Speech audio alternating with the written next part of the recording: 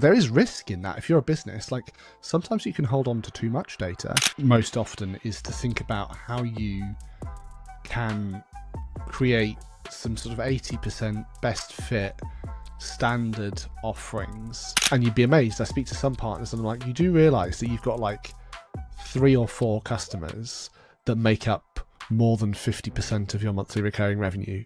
Computers, Windows or Mac? Mac. Oh, controversial. Yeah. Welcome to another episode of Microsoft Mentors, the podcast. Microsoft Mentors is designed to lift the lid on the journeys of the most successful leaders in the Microsoft partner ecosystem. Every week, through candid conversations with founders, business owners, and technology thought leaders, we explore their strategies, grit, and lessons behind their growth and how they're building competitive advantage for the future. These are the untold stories and practical lessons from leaders who are defining success in Azure, AI, data, app innovation, and security. Our mission is simple: to tell partner stories at scale and create impactful Microsoft conversations. Hello and welcome to another episode of Microsoft Mentors, the podcast. This week, it's a privilege to have James Marshall join us. James is currently in a senior Azure Partner Success Manager role at Microsoft. Have I got that right, James? That's me, yes. Bang on. So I guess to start off with, James, it'd be good if you tell the listeners a little bit about you and what you do and what your role is at Microsoft, if that's all right, mate. Yeah, no worries. Hey, so yeah, I'm an Azure Success Manager at Microsoft, and that's a really fancy way of saying I help partners grow their Azure businesses, I suppose. So yeah, I work with some of Microsoft's largest partners, and it's all about, if you have an existing Azure practice or business, how do you take that to the next level? How do you think about, what comes after those first few customers? How do you sort of keep that ball rolling and be more profitable and all the rest of it? So it's a little bit technical, a little bit commercial, but a lot partner, which is great. Yeah. And how long have you been in that role specifically at Microsoft? Since it began. So we started the role about 18 months ago, and I was probably the first one in the world, or certainly like one of the first ones we hired. But I've been at Microsoft nearly 15 years now, so I've had a few roles across a few different things. Yeah. And obviously last week Microsoft celebrated their 50th birthday. I don't know if you saw it. Did you see the video with Satya and Bill Gates and Steve all talking to Copilot and asked Copilot to roast them? I haven't seen that yet, but there's a few things coming out. Like I know recently Jean-Philippe Courtois, who was a senior leader at Microsoft for a long time, did a session of his podcast with Steve Ballmer, which I'm excited to listen to, and a few other things. There's loads of celebrations that have happened and will be happening. So 50th anniversary is a pretty big milestone for any company. Yeah, and you think about the difference in technology then 50 years ago versus where we're at now, and the era of sort of rapid innovation that we're about to see in AI is just crazy, isn't it? Yeah, and only getting quicker, which is the even crazier bit. But yeah, that's fun. That's why I do it. Yeah, that's what makes it an exciting space to work in, isn't it? It's never stagnant. It's never static. It's always moving forward. So I guess before you got to your role where you're at now and you're at Microsoft, if we sort of rewind the clock a little bit, where did your career in IT start off with, or even pre-career? Did you do college, BTEC, university? What did your sort of pre-work life look like? So yeah, I had a really, I guess, slightly unconventional way into tech. I left school and thought I'd take a gap year because that was like the done thing at the time. Everyone took a gap year. And I started work as an IT technician in a local school, and classic, like, got quite used to the money, like quite enjoyed having an income and a car and like the freedom and stuff that sort of gave me. And so the gap year turned into 3 years. And I sort of did IT technician for a little bit, and then became a network manager, and sort of progressed a little bit there. But by that point, never really thought that I'd sort of ever leave my hometown or go on to bigger and better things. I was like, okay, this is my life now. Yeah. And then to cut a long story short, I ended up jacking all of that in and going to uni. to do IT because I was like, I've got to break out of this. I was living in South Wales, earning next to nothing really, and you know, you want to start like getting your own place and all those sorts of things. Yeah, I yeah, went to uni and then got a contract role at Microsoft after my second year. So I was like, classic stories like, oh, I'll defer my third year for a year. I'll do this contract. Everyone else is off doing a year in industry, so what does it matter? And then I'll yeah, come back and finish it. And nearly 15 years later, I've never gone back. The yeah. contract turned into a full time, and that's it. Do you think they're still holding on to that deferred place? Going, I wonder when James is coming back to finish his Has anyone course. heard from him recently? No, they're definitely not. They emailed me after I think 3 or 4 years saying, "Yeah, we can't keep this open anymore, so you're gonna have to like quit, like properly Yeah, quit." Because I was hedging. I was like, I wasn't quite ready to like admit that I yeah, didn't have yeah. that safety net to go back to. So I don't have a degree. I like so many great, amazing people in the industry. I am a university dropout.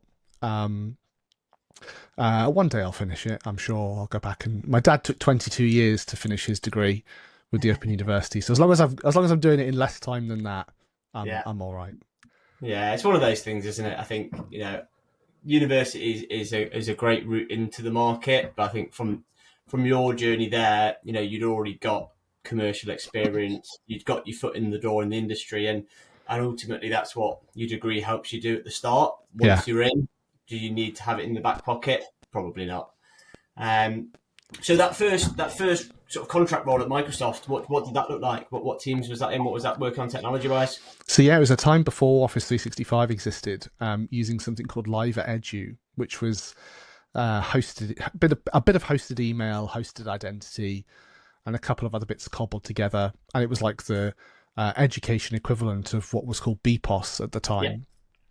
Live at Edu and BPOS merged together and became what was then Office 365, and of course that's merged on. So my first contract was the UK deployment specialist for Live at Edu, so working with local authorities, universities, colleges, schools on how they adopted that technology. So at the time worked with some crazy big customers, so big that it was the case of like, we don't have the data center capacity to onboard this number of customers. Like, you'll need to work with us because we're still like expanding. We're at that early stage of hyperscale where it's like, yeah, no, we're literally ordering more servers into racks right now to take this capacity. And like the BG, the business group, the product people just weren't so familiar with working with such large customers, right? I look back now and it seems crazy to think that we had those constraints at the time. But yeah, so I sort of started off that, and then we weaved my way through um, Windows specialist, so helping customers get off Windows XP and the end of life of that, into selling Office 365 and Surface and bits and pieces, all the way through to being a technology strategist, which was a great role. So I was the CTO for our SMB business for a little while, and then was an SMB sales lead for our Azure business. So spent 3.5 years working in the SMB team on how we grew our Azure business in that managed space, and then most recently now Azure Success Manager. So quite a few different roles, but I think the only thing I've not sold or worked with at Microsoft is our BizApps yeah. stuff. Everything else I've had a go at. Yeah.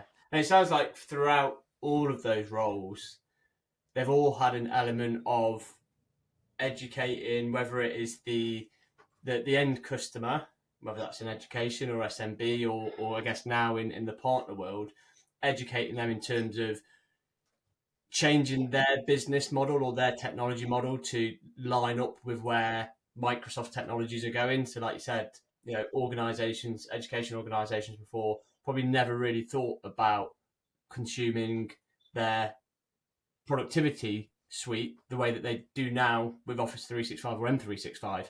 And then that journey is still ongoing with organizations that have always been on premise and moving to cloud. So, how do you sort of deal with those sort of situations where you're going into an organization or working with a partner that's got to do probably quite a big transformation in terms of how they think about technology to get them in line with where the technology trends are going. Yeah. I mean, it's funny in a way, like, when you're a little bit older, when things come round again, it's like, okay, Yeah, I've been here before, I've seen this before. And I remember, like, my youthful naivety getting up on stage and presenting about this thing called Exchange Online and how wonderful it was going to be. In my head, I was like, well, of course it's going to be wonderful and amazing. Like, I can yeah, totally see it. But then being met with IT folks who are like, this is going to take away our jobs. This is going to change, what we're doing for the worse. I like to be able to get my hands around everything and be in control. And I've got this fear of putting everything into this other basket of cloud and, all of these fears and uncertainties about how they currently structure things or the way they do user training, whatever it might be. And here we are now at this like inflection point for AI where people are yeah, worrying, oh, it's going to do us out of a job or it's going to change things or whatever. And it's like, well, do you know what? At any point in that tech evolution, there have been changes, right? And we still hire people. People still have jobs to do. It's just maybe those things are slightly different than they were before. My job didn't exist 15 years ago because yeah, it just wasn't a thing. So who knows what jobs will exist 15 years from now? Sure, some things may no longer exist, but there'll be always new things to go and do higher value, more exciting things. I think that's a big part of it is getting people comfortable with the fact that just because what you've always done has been very successful doesn't mean that that's the thing you need to keep doing in order to keep being successful. And actually, there might be better ways, whether it's how you sell a product or a service hosted on Azure or how you deploy it into a customer. I think you've always got to be open-minded to the fact that you might just, even if it's just a minor tweak, but you might just need to change the way you do things. yeah, yeah. It's so relevant now with, like you say, the whole public conversation about the impact that AI is potentially going to have on jobs and how people do things. And from my own career working in the talent space, I started recruiting in the Azure space in the end of 2016 and start of 2017, when it was really starting to take big market share and there was a massive demand for skills. And at that point in time, a lot of those skills sat with people that had traditional infrastructure skills. And then so there's a big transition from people that were Hyper-V, VMware, Windows Server experts that had to upskill to move across into the public cloud, the hyperscaler world, and pick up those Azure skills. Parts of the jobs that they did when they were infrastructure engineers, they don't do anymore because we've got automation, we've got infrastructure as code, we've got Azure DevOps. But the people are still needed, right? There's just a change in the makeup of those skill sets. And ultimately, I think the same will happen with AI. Yes, AI has got massive capability in terms of being able to do a lot of task-based stuff at volume, but we're still going to need people to govern. We're still going to need people to implement the solution from the outset anyway. So I think job roles are just going to change. They're going to develop, but it will be interesting to see where it goes. Because if you believe everything you read online, we're all just going to be sat at home with nothing to do in a few years, aren't we? I mean, wouldn't that be nice to think that, Yeah, that the technology was that cool? And don't get me wrong, like, technology is pretty cool, and what's going on with AI, particularly that whole generative AI space, is like, it is super exciting, but it's easy to overstate quite how far you can go with it. There's still a huge amount of complexity in what people do, and even as a developer, like, there's loads of conversations going on about like developers who use generative AI to write code and what does that mean for the industry and what have you. Truth is, you still need that expert eye. Like, you can yeah, generate as much code as you like using your favorite AI model, but if you don't know what you're looking at and you don't know how to integrate it and you don't know how to put it together in a safe, secure, production ready way, like, you're still stuffed. You still have to have those skills. And I had a very similar conversation with my daughter the other night. She's 8 and she was getting frustrated with maths. And she's like, "Why do I even need to learn maths, Daddy? Because, like, surely, like, I'll always have a calculator yeah, when I'm grown up." And I'm like, "Yeah, you will. You will, absolutely. But if you don't know how to use the calculator because you don't understand the basics of the maths, then you might just as yeah, well not yeah. have one. You still got to have those skills and learn." So it's, yeah, I think it's natural to have a little bit of uncertainty with these things, but I think the potential is huge. So Yeah, Yeah, and I've been talking a lot recently when I have conversations with people. It's I think we'll end up with this world which is artificial intelligence and human intelligence, but you can't have one without the other. The human intelligence, the person, the developer, the architect, or whatever, they've still got to be in the loop with the artificial intelligence to enable it to do what it needs to do. yeah, Um, Cool. So that sort of led you to different teams through different products for a bit of a journey at Microsoft, and then into your current role. So there's your partner success manager. I guess because that was was a new role for you going into it at Microsoft. What was the thinking behind the creation of that role? What was the sort of, I guess, the demand from the partners for that type of role, and why Microsoft put it together to service them? yeah. I think like the I think it was in response to the fact that across the industry, in lots of different ways, that customer success piece is only growing in importance. Yeah. I'm not going to pretend that Microsoft pioneered it. We absolutely didn't. The notion of customer success has been around a little while now, and you've seen Microsoft, like others, invest in its own customer success capabilities. You know, if you're a direct customer of Microsoft, a managed customer, then we have a whole customer success unit and real muscle that's built over the years. But I think what we've noticed is that within our partner ecosystem, particularly at scale, that same muscle is not developed or hasn't developed in quite the same way. So we've got a fantastic partner channel who are going out there every day onboarding customers and winning business and taking market share and doing all of those great things. But there's a sort of confidence tripwire that they come across where they onboard their first few customers, or they onboard many customers, in fact, and then they just do the first thing, and then they move on to go and sell something else. And so they might do the first migration with a customer. There might be 10 other projects behind that they could go and tackle, but they're very used to kind of selling the thing and then moving on to the next thing. And Yeah. that's the paradigm shift with Azure is, whereas maybe with previous sales methodologies, you sell the solution, you bill the whole thing up front. It's like having a bucket filled with gold and you've won the bucket and it's already full. Yeah. With Azure, if you win the deal, you've won an empty bucket and the right to sort of fill it with gold. The gold is that kind of consumption. So of course, if you just win the bucket and do the first project, you might like put a quarter of the gold into the bucket. But if you don't go back and do the next project and the next project and the next project, you'll never fill it. You'll just end up with Yeah. loads of quarter full buckets. And so they created this role to try and build that muscle within partners to drive that sort of customer lifetime value mentality of don't just stop at the first thing. How do you keep going back, keep doing more so that you're helping these customers achieve the most that they can get from their cloud investments, rather than just, we help them move their VMs from A to B or, whatever it might be. And doing Yeah. that in a really scalable way. I think that's the kind of the biggest driver. And then the other one is to try and drive some consistency. Because if you think there's, I don't know, 400,000 or 500,000 Microsoft partners around the world, and if you can imagine, if every single one of them is going on a very similar journey, then you've got 400,000 or 500,000 partners all trying to reinvent the wheel at the same time. That's an Yeah. awful lot of wasted time covering off the same challenges. Actually, as a vendor, if we can simplify some of that by coming out with some standard, practice building techniques or service capabilities that shortcuts it for a lot of those partners, that saves countless man hours of time duplicating the same journey and helps those partners get to that customer success mentality more quickly. So I think it's as I much guess about that helping them too.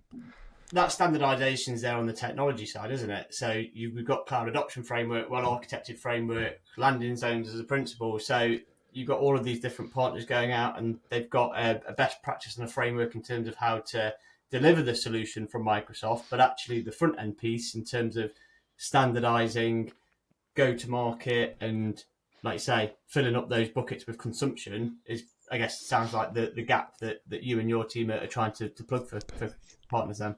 Yeah, exactly. And there's a journey Microsoft's going on as well, right? Because you mentioned some of those things there, landing zones and well architect in the cloud adoption framework. They're excellent, but they're quite lofty. Yeah. And so there's definitely a piece in the middle for these channel partners to think about, well, how do you scale some of that? So that when you're a small, medium business who doesn't need that like full full enterprise sized governance framework, how do you create a scalable version of that that you can still benefit from, but in a way that means that you can get to more customers in a more, let's say, scalable way? We've got to think about how we distill a lot of that thinking into a way that's easy then to scale, because we hear time and again from CIOs that we survey that the thing they most want from their partners is that trusted advisor who can anticipate their need, but also right size the solutions to the business that they're working with, rather than just kind of like coming along with the enterprise sledgehammer and trying to land that. Yeah, yeah, absolutely. So I guess if you're, let's say you're engaging with a new partner, and they've already got some quarter full buckets of Azure, but they need to fill it up.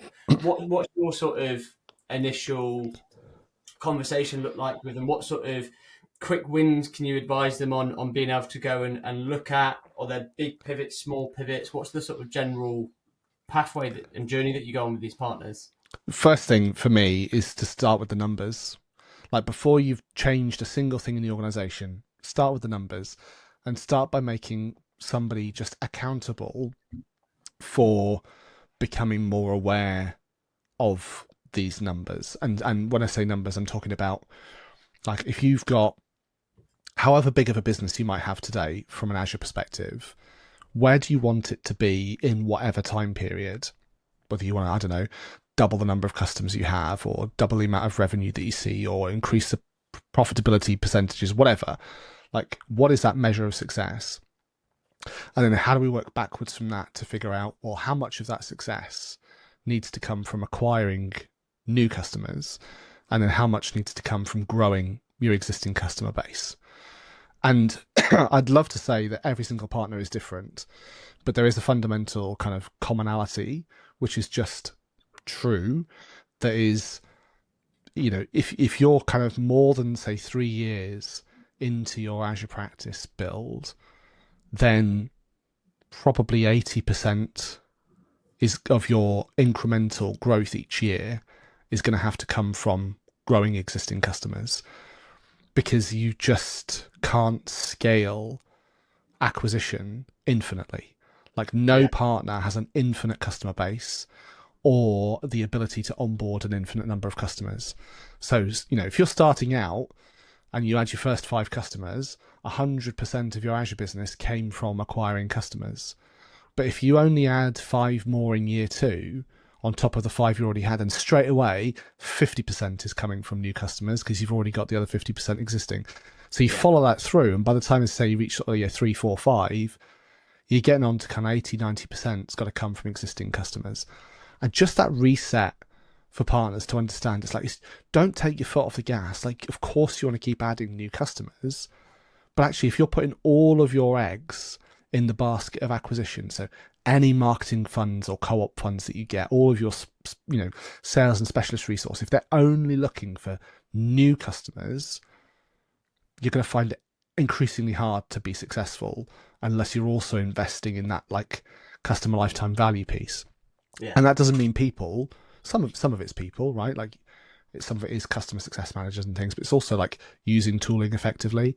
You're using the digital capabilities effectively, because in the CSP world, which is the primary way I deal with partners, you yeah, kind of win that business every month, because customers can change partners really easily these days.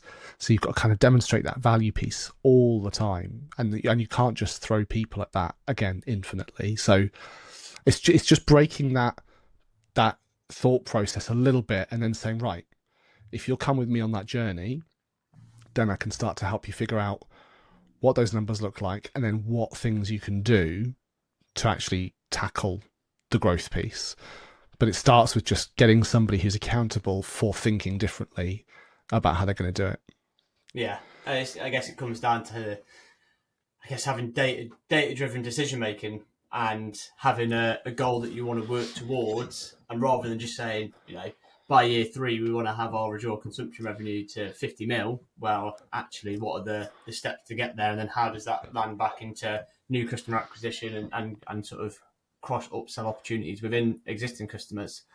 So do you tend to find them, if we keep with that quarter bucket full analogy, do you find that those quarters tend to be on sort of the infrastructure platform side of Azure, and actually where the other 3 quarters come from is in application, it's in data, it's in modernization?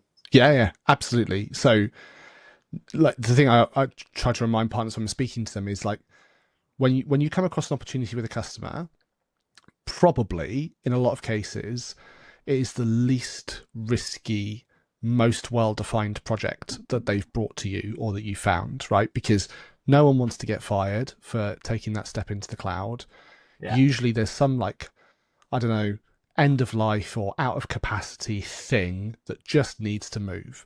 And so usually that first project is the easy one. And of course, as a result, it's probably the one that is VM, storage, backup, disaster recovery, maybe something like that, fairly straightforward. The fun stuff is the stuff that's slightly less well defined, that's on the back burner for those IT folks, but is perhaps a little bit more risky for them, a little bit more unknown, but probably where the bigger opportunity from a professional services perspective comes in, and from a consumption perspective. So you're absolutely right. Like most projects start as a infrastructure play, but then even if you only do that one project, to your point, there's everything you do after that. Like very rarely is that on-prem architecture the most optimal for a cloud environment. So you might do your A to B migration, but then there's definitely a conversation about, well, how do you optimize that now? So if you're running like full stack VMs to host, line of business applications, have you considered about how you can break that out and use some platform services? Or have you considered about, thinking about your security posture, or, unlocking that data with new insights by thinking about modernizing the way you structure and host your data so that you can get towards the thing that's on the mind of every business, which is AI. But if you want to get to AI, you've got to go on that modernization journey. So you're absolutely right. Like there's all of those other steps, beyond that sort of first workload migration. yeah, yeah. And on my side within the partner ecosystem, I've definitely seen that bit you mentioned in terms of journey towards AI readiness and innovation is something that we're seeing in terms of demand from partners, and that obviously feeds back from demand from their customers. Um, and in the last 4 to 6 months, the demand for Azure data platform engineering skills and architecture skills is outstripping pretty much everything else. Yeah. And that is, I think a mixture of partners wanting to drive fabric adoption in their customers, but also their customers, really with this mindset that they've got a strategic vision to get towards predictive modeling and large language models and machine learning. But before they get there, they've really got to sort out the fundamentals of their data platform and modernize that first. Yeah. It's like moving house.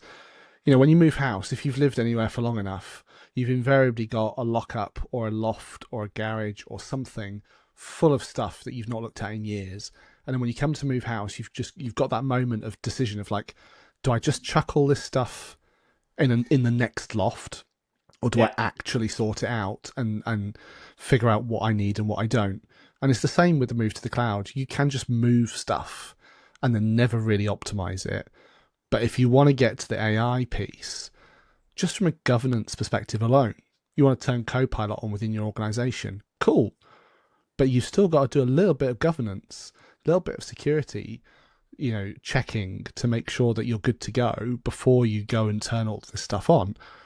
And it's the thing a lot of customers have put on the back burner because it hasn't always presented huge value in tackling that project over others. And then suddenly this AI thing appears in, everybody's mind, and like, crap, I've got to get like on this. I've got to get on this. How am I going to do yeah, it? Oh yeah, that thing I've been avoiding for the last decade, I've suddenly now got to make my number one priority, because if I want to get to, like you say, you start using LLMs or whatever, I've got to have my data estate in pretty good order. yeah. Well, hopefully my loft isn't a data platform, because I tell you what, if an AI needed to go in there and find any information, they'd just find bags of old kids' toys and all sorts of crap. I know I've got stuff in my loft that, and exactly like the analogy that you made, that I moved out of my old house, and I was like, I don't know what I want to do with that. We'll chuck it in the removal van. We'll sort it out when we land. We land in the new house. What are we going to do with this? Put it in the loft. 5 years later, it's still there. Yep, It's exactly the same analogy, isn't it? it is. Yeah, and there's risk, and like, not to like be too down in the mouth about it, but there is risk in that. If you're a business, like sometimes you can hold on to too much data, and actually, like there's a good exercise in just getting rid of stuff you no longer need as well. Um, but yes, we've all done it. I did exactly the same. I moved about 6 months ago. I now have a garage full of stuff, and I said to myself, I won't put this in the loft because I want to sort it out. So I'll leave it in the garage as like the temporary storage area before it goes into the loft. And now all that's happened is I have a garage full of rubbish. Yeah, So yeah. yeah, I'm my Always, own worst enemy. always the way. And where do you sort of advise partners when it comes to specialization within sort of certain areas of Azure versus offering, fairly broad services? Is your advice to say, you should try and become the best in the business at, this particular area? Or is your advice actually, if there's opportunity across the different parts and you've got the capability to deliver it, then sort of go broad? What's your thoughts on that side? That's a really good question, and I think for me it depends on, going back to like that numbers question. Depends on what you need as a business. Like, what are you signing up to in terms of where you want your money to come from, what you want to be known for? Because if you're really clear about that, then answering your question becomes a little bit simpler. If you don't know what you want to be known for, or don't know where you want your success to come from, then it's really easy to start down a path and get unstuck a little bit. So you can go down the path of being an MSP. And I would say in that situation, it's all about having a good, broad, well established set of skills to tackle 80% of customer needs, really clear value prop around what your managed service is and does, and you're set up for scale. And then for all of the stuff that is a little bit out of your domain, a really good partnering network of non-competing SI type partners who can help you with the project stuff that you can't get to. But your core skill set is all about being an MSP and leaning really hard into that. And obviously you can like tweak and tailor that value prop based on the geography you serve or the industry you serve. Maybe you were an MSP heavily targeting regulated industries, so naturally you index towards things that are going to be appealing to customers in that space or whatever. But you're still a broad player. The other way you could look at it is you go hard into the niche, and it's like, actually our specialism is talking to this problem or this capability, and so we're going to go and become a real DevOps specialist or a security specialist or whatever, and you become really well known for those capabilities, and probably then the kind of partner that you want to work with MSPs on solving those niche challenges for.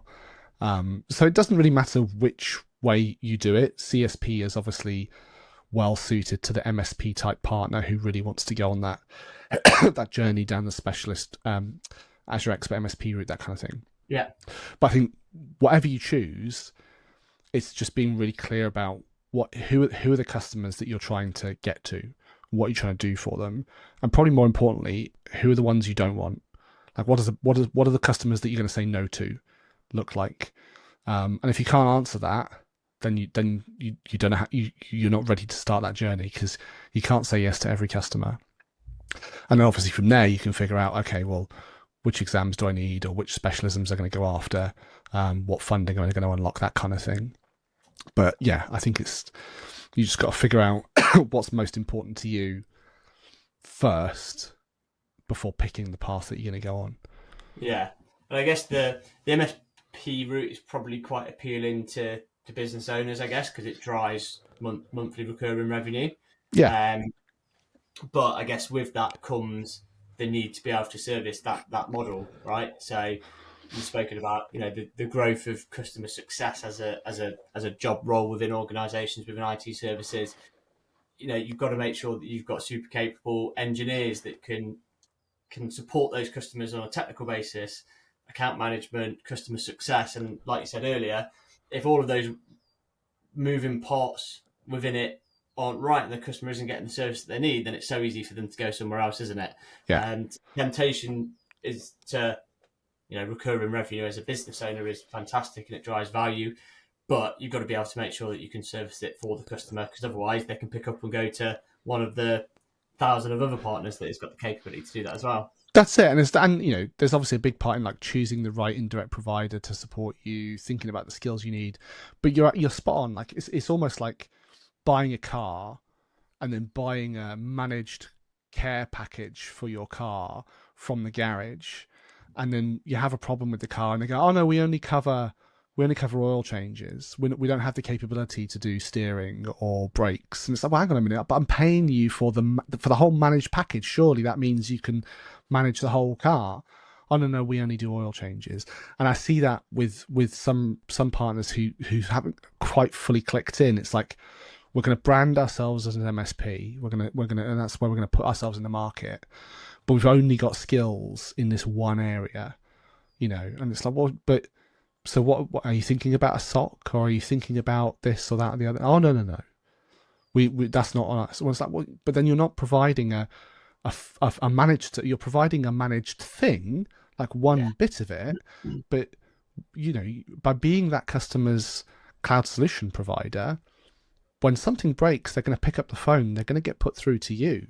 So you've got to be ready to support those customers, or have the channel behind you through your indirect provider or whatever to support those customers at 2 a.m. or 5 p.m. on a Monday or a Sunday.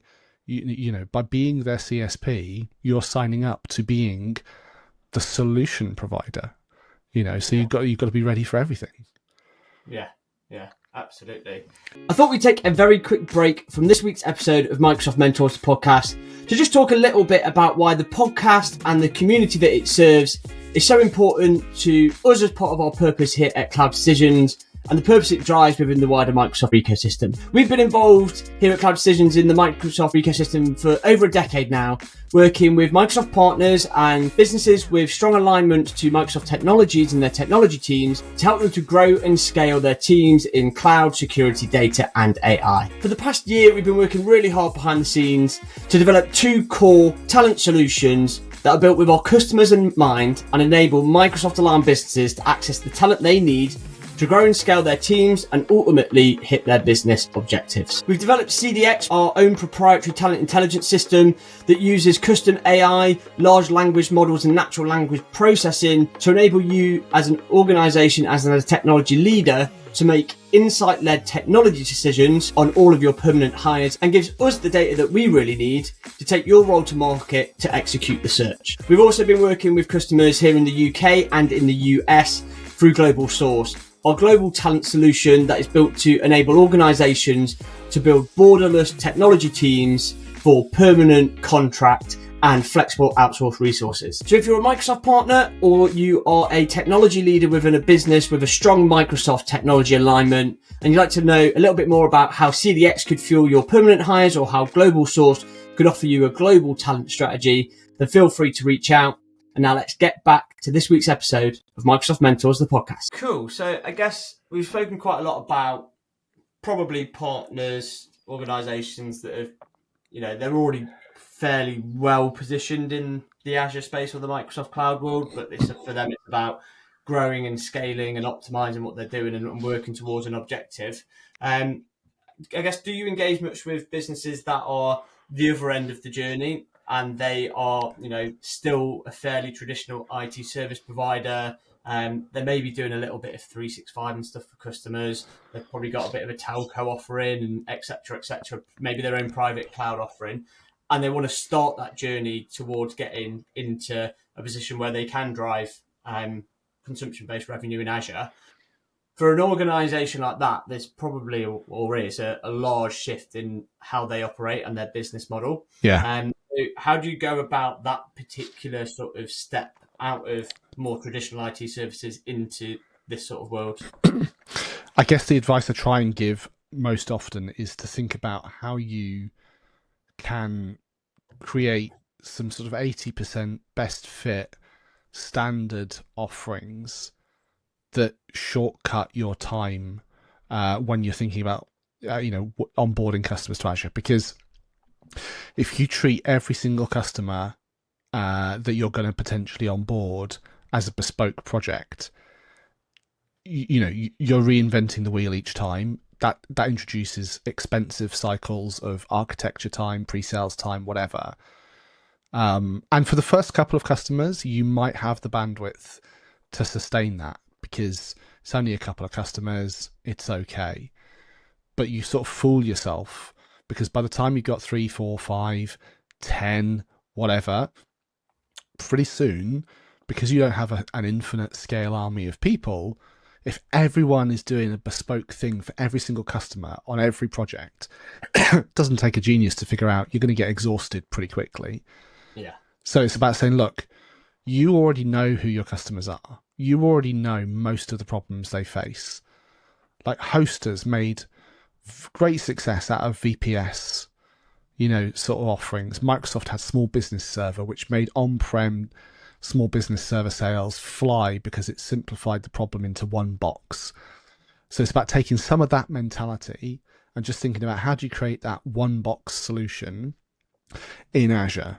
So using infrastructure as code, using a lot of the components that are already there, and then creating those solutions that you just need to do the last mile on.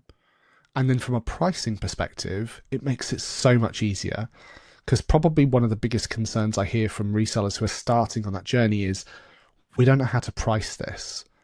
And we're not sure if we're going to make money because we're not certain about what the consumption looks like, and we're a bit frightened of bill shock and what happens. And it's because they're kind of going in with that. We'll just do cost plus and see Yeah. what happens. And actually, if you go in the other way and say no, there's value in what we do. We're going to provide this solution. It's $200 a month, of which the Azure component is, I don't know, 120 or whatever, and then our value on top makes up the difference. You give your customers certainty, which is what they like. Everyone likes a bit of certainty.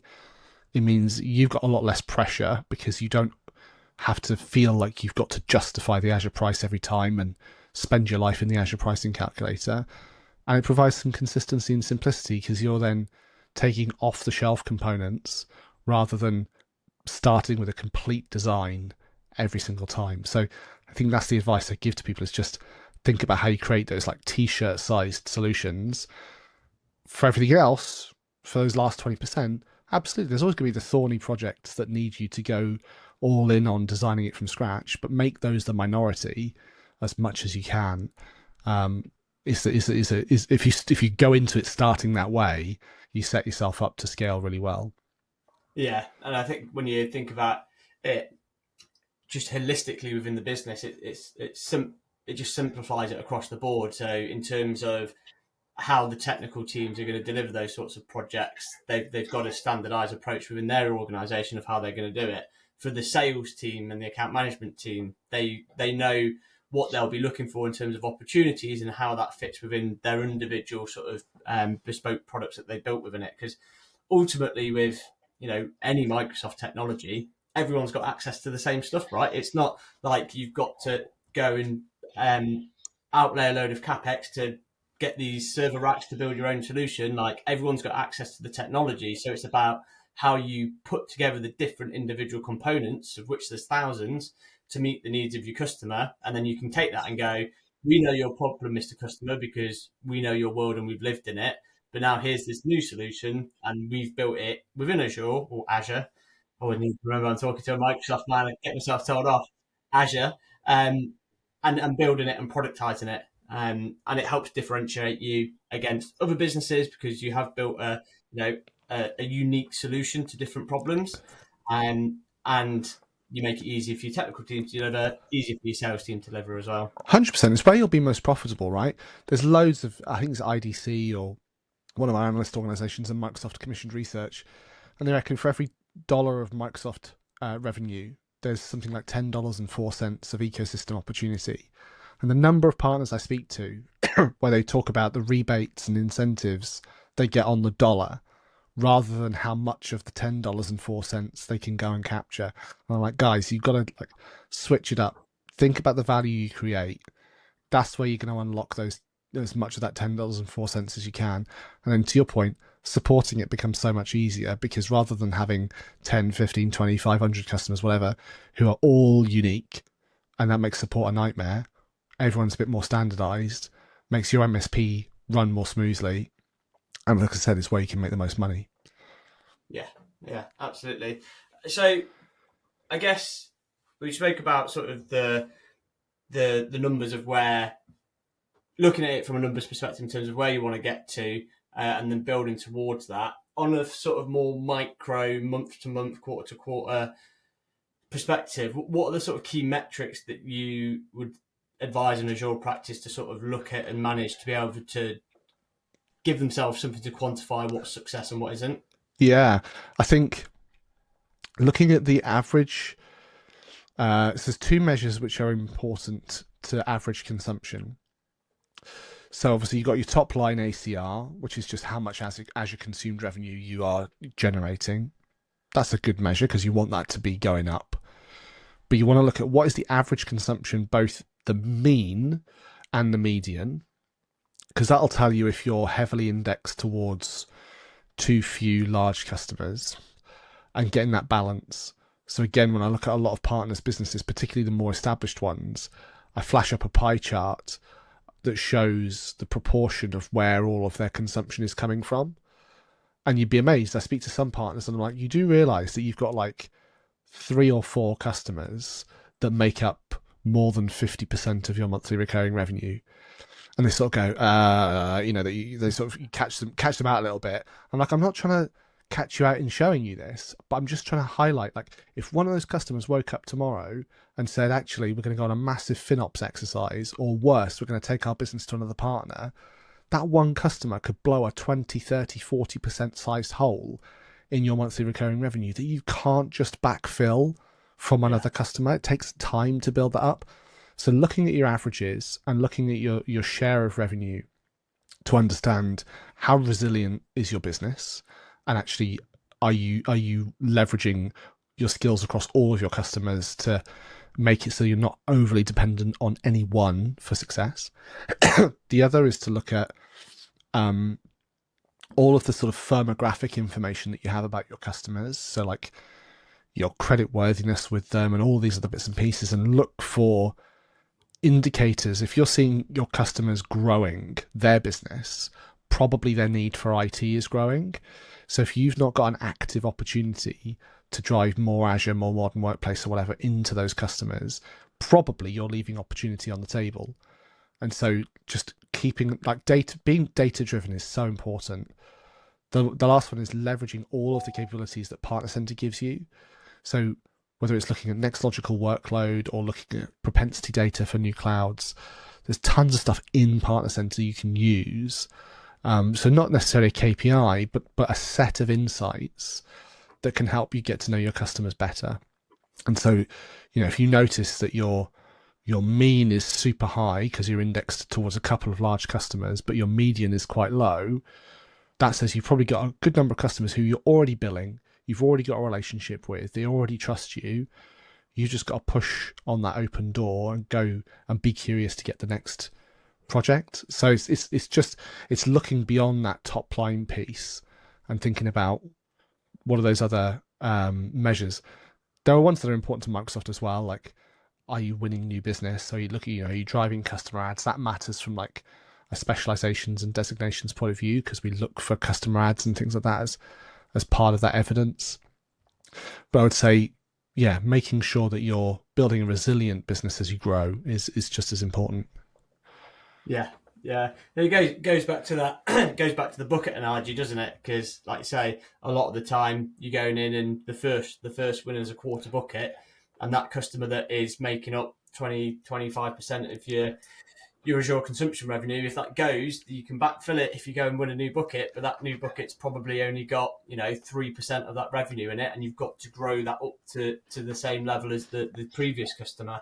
And just in nature in business, we all know that it is harder to win new business than to do business with customers that already know and trust you, and especially in the partner space where partners are positioned as that trusted technical advisor. Yeah. If you're in the right position and you're working strategically with C-suite and senior technical leaders within an organisation, then you've got that trust, and you can go and ask those questions, can't you? Say, well, why haven't we thought about this? And there might be a reason from the customer where they go, well, we have, but actually we've decided it's not right now, or it's not right for us.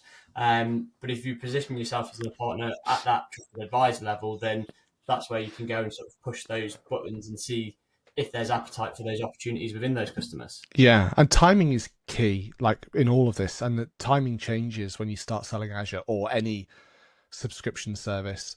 Do you know about? Have you heard of the rule of 78s? No, I'm Ah, looking forward to it. you're gonna get schooled. Now, this is my favorite thing. I should get a T-shirt. Normally, I have slides, but it's quite simple. So, you're a partner. You're starting out. You're at the beginning of the year. You're going to add one customer. In that first month, that customer bills $1,000 of Azure. So at the end of the first month, how much ACR have you got? $1,000? $1,000. It's not a trick question. You're right. What it was. Month two, you're going to add another customer. You've had a great month. You've onboarded another customer. That customer, guess what? They bill $1,000 as well. Customer number one also bills $1,000. Running total so far is now $3,000. Right, exactly. Goes back to, you got to tell your daughter you've got to know maths. You're not always going to have a calculator. That's exactly right. Now imagine you have a stellar year, and for the rest of the year, every month you add one more customer consuming $1,000 each. At the end of the year, how many $1,000 will you have? I'm guessing because it's called the rule of 78, it's 78. $78,000. Right, exactly. Now the beauty is, in year two, as long as you keep those customers, you'll have. Do you want to guess how much ACR? 154? $144,000. Oh, of course, yeah. Just, just by getting out of bed, because you get to bill all 12 customers all 12 times. Now imagine a more negative scenario where you have a really bad year, and so you only onboard those 12 customers in the last month. You only get to bill all of those 12 customers one time out of 12. So that $78,000 that you might have had suddenly is only $12,000. Yeah. And it's that importance of like little and often, and actually earlier is better. Because if you could have added those customers sooner, you get to bill them more times, because there's only 12 billing opportunities in the year. And when you make that mindset shift that actually Q4 is your least important quarter, and actually month one, Q1 is where it's at, just that shift helps reset expectations, because you want to make sure you maximize every billing opportunity so that you capture as much as you can, because you only see n number of months left in the year's worth of billing once you're doing things. And it is a shift for some partners who are very used to kind of closing big deals, recognizing the revenue up front, and saying to salespeople, like, your compensation plan has to change slightly, because actually you're going to earn X twelfths of the size of this deal across the year. And actually over 3 years, it could be more profitable for you, but you've got to just change the way you're thinking about how your success comes from working on closing that one big deal into now nurturing 12, 15 smaller deals. It's more resilient to do it too, because if you lose that big deal, of course, you then got to go rooting around your pipeline for something else. Whereas actually, if you can have all of these little customers building up, it makes your life a lot easier. But it is a shift. It is a shift. Yeah, well, we'll close out there on the lesson of the rule of 78. And yeah, really, really interesting conversation and some really interesting perspectives that I'm sure the business and technology leaders that listen to the podcast will find really valuable. So we're going to dive in last bit, mate, into the Microsoft Mentors quick round. Are you ready? Go for it. Right, we'll have a bit of it. It's late in the afternoon, so we'll keep it light and keep it fuzzy. So let's start with Pepsi or Coke. Coke. I did see the Coke can midway through there. Yeah. So do you know what? I've always been a Coke man, but I'm now a Pepsi Max man. There you go. Really? Oh, Pepsi in a bind, but yeah, Diet Coke every time. Yeah. Football or rugby? Rugby. I knew that. South Wales. I shouldn't have even bothered asking it. When it comes to personal tech, are you Apple or Android? Apple. And phones? iPhone. Phones? Sorry, not phones. Computers, Windows or Mac? Mac. Oh, controversial. Yeah. Yeah. Got to mix it up. Got to know what's going on, right? I was a Windows man for the longest time. And I was like, actually, I should probably know what it's like to use other ecosystems. So yeah, I use a Mac. Yeah, and it's so integrated, the Apple devices ecosystem, isn't it? It is, yeah, I think I might go to Mac next time, if I'm honest. Just don't tell all my Microsoft podcasts, especially the ones that want to try and sell me a Surface. If you had gone down a different path where you hadn't got that sort of IT internship early on, if you weren't in tech, where do you think you'd be? What would you be doing? I've been in the theatre. Theatre. Yeah. No. Well, leading on to then that, outside of life at Microsoft, what do you do to keep yourself busy? I'm a dad, and so I've got 2 young girls. They keep me busy, but I like to tinker. So DIY, 3D printing, designing an extension at the moment for the house. So lots more of that to come. But I like to do non-technical things. So Yeah. if I can legally do it, I'll give it a go. Yeah, just don't look at what you've downloaded to print off on your 3D printer. You get some wild things on there. You do. You do. Cool. And if you're going to travel, or places that you have travelled to, what would be your top 2 or 3 places that you visited? Oh man, Malta, for sure. My mother's Maltese. New York's an incredible place. Love going there. Mexico's lovely as well. But yeah, Disneyland Paris with the family, or Malta. Nice. Yeah, I'm pushing back the demand of my house to go to Disneyland Paris. My little boy's 4, but we've obviously now got a tiny little one, 12 weeks old. So that's going to have to wait until the other one's a bit bigger, because I'm not dragging a baby around Disney, because they're long days, aren't they? They are. Yes. Yeah. 18 months was when we took her. She was 18 months when we first took her. That was just about okay when they can walk and stuff like that. But yeah, it's hard when they're really young. Brilliant. Well, James, thanks very much for joining us on Microsoft Mentors, the podcast. James will be linked into the LinkedIn post, and if you need to find him, I'm sure you'll be able to connect with him, and I'm sure he'll be able to talk to you about everything that's happening within the Microsoft partner world from his perspective. So thanks for joining me, mate. Love it. Thank you for having me. Good to see you.